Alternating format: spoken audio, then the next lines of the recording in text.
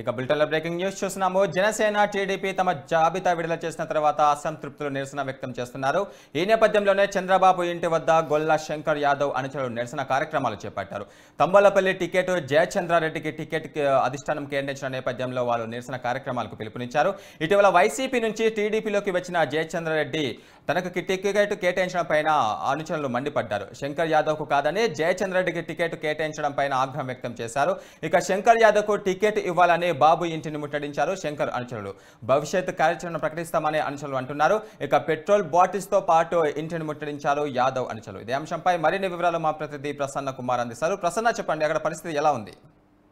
గురు, అంటే ఇప్పుడు జనరల్ గా వైసీపీ గానీ టీడీపీ గానీ అభ్యర్థులు ప్రకటన చేసినప్పుడు పెద్ద పార్టీలు కాబట్టి ఎలక్షన్స్ లో ప్రతి ఒక్కరు టికెట్ ఆశిస్తూనే ఉంటారు. పార్టీని అంటిపెట్టుకుని ఉన్న వాళ్ళు ఎక్కువ ఆశిస్తూ ఉంటారు. నిన్న టికెట్లు ప్రకటించిన తర్వాత నిన్న సాయంత్రం చంద్రబాబు ఇంటికి చాలా మంది సీనియర్ నేతలు వచ్చారు. వాళ్ళలో దేవినేని ఉమ్మకి టికెట్ లేదు, అదేవిధంగా గంటా శ్రీనివాసరావు, ఆలపాటి రాజా వీళ్ళంతా కూడా క్వశ్చన్ మార్క్ లో ఉన్నారు. ఎక్కడి నుంచి పోటీ చేయాలో తెలియని పరిస్థితి. వాళ్ళందరికీ కొంతమందికి బొజ్జగించారు, కొంతమంది అసంతృప్తితోనే వెళ్ళటం కూడా జరిగింది. పేద గోవింద్ లాంటి వాళ్ళు ఈ రోజు మళ్ళీ తంబాలపల్లి, అంటే రాయలసీమ నుంచి ప్రధానంగా వచ్చారు. తంబాలపల్లి శంకర్ యాదవ్ ఆయన టీడీపీలోకి వైసీపీ నుంచి వచ్చి చేరారు. కానీ టికెట్ ఇవ్వకుండా జయచంద్రారెడ్డికి ఇవ్వటం ఆయన కొంత ఇబ్బంది కలిగించే పరిణామం. ఎందుకంటే అక్కడ క్యాడర్కి సర్ది చెప్పుకోవాలి. వేరే పార్టీ నుంచి ఇక్కడికి వచ్చిన తర్వాత టికెట్ ఇవ్వకపోతే కనుక పరిస్థితులు వేరేగా ఉంటాయి. ఇవన్నీ కూడా గ్రౌండ్ లెవెల్లో రేపు ఎలక్షన్స్ మీద ప్రభావం చూపిస్తాయి. అదేవిధంగా ఆయన రాజకీయ భవిష్యత్తు మీద కూడా ప్రభావం చూపిస్తూ ఉంటుంది. కాబట్టి దానికి సంబంధించి పెట్రోల్ బాటిల్ తీసుకుని వచ్చారు. చంద్రబాబు న్యాయం చేయకపోతే మాకు వేరే గత్యంతరం లేదనే యాంగిల్లో కొంత నిరసన వ్యక్తం చేయడం జరిగింది. అయితే పోలీసులు అంటే ఆ పెట్రోల్ బాటిల్స్ లాగేస్తున్న పరిస్థితి మనకు కనిపిస్తుంది. ఓవరాల్ గా ఏంటంటే జనరల్ గా ఇందాక మనం చెప్పుకున్నట్టు ఎలక్షన్స్ టైంలో ఇలాంటి అసంతృప్తులు వస్తూ ఉంటాయి. కానీ కొన్ని చోట్ల టికెట్ ఆశించి బాగా పార్టీ కోసం పనిచేసి భంగపడిన వాళ్ళు కూడా ఎక్కువ మంది ఉన్నారు.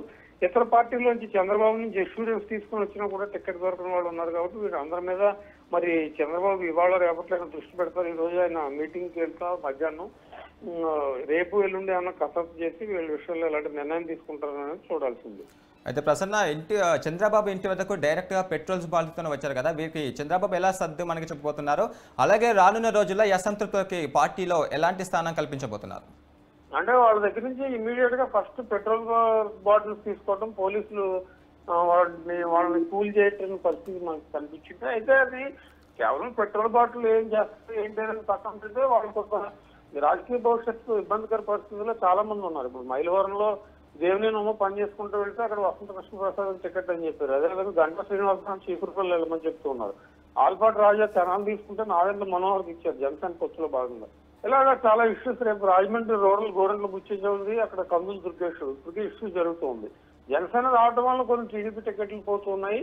అదేవిధంగా టీడీపీలో 2-3 క్యాండిడేట్లు ఉండటం వల్ల సర్వేల ఆధారంగా ఇస్తున్నా కూడా కొంతమందికి నష్టం జరుగుతుంది. సో ఇవంతా కూడా జనరల్ గా నిరసన ఎక్కువ అవుతుంది. కానీ ఇది భయంకర నిరసనలకు దారితీస్తే కనుక ఇలా పెట్రోల్ తీసుకురావడం, లేకపోతే ఇతరత్ర వాళ్ళు కొంతమంది ఆమరణ దీక్షలు తిరుగుతున్నారు. ఇవన్నీ కూడా బ్యాడ్ సింటమ్స్ గా జనంలోకి వెళ్లే అవకాశం ఉంటుంది. కాబట్టి పార్టీ అధికారంలోకి వస్తే ఏదో చేస్తామని చంద్రబాబు చెప్తున్నారు. అందరూ కామన్ గా చెప్పితే కానీ దాంతో సాటిస్ఫై అయ్యే వాళ్ళు ఎంతమంది ఉంటారు, అవ్వని వాళ్ళు ఎంతమంది ఉంటారు అనేది కూడా మనం చూడాల్సి ఉంది. గురు, థ్యాంక్ యూ ప్రసన్న.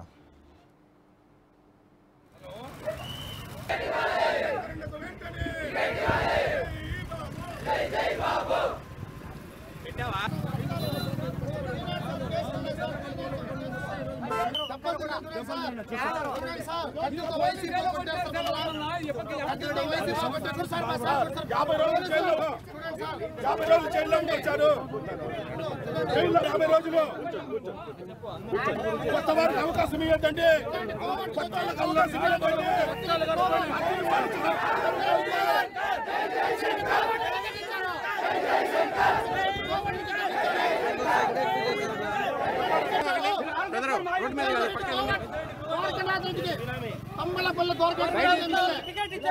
పక్కన జయచంద్రారెడ్డి 5 ఏళ్ళు కష్టపడి రాజకీయంగా ఆస్తులు అమ్ముకున్నారు సారు. ఈ రోజు మా పార్టీ జెండా మోసాము.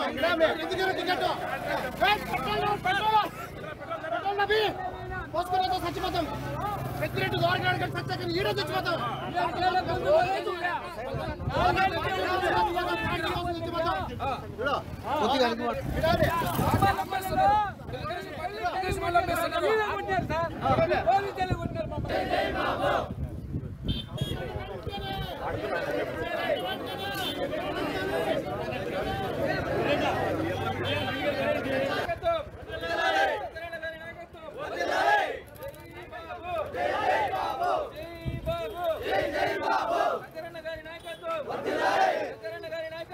చేయాలి.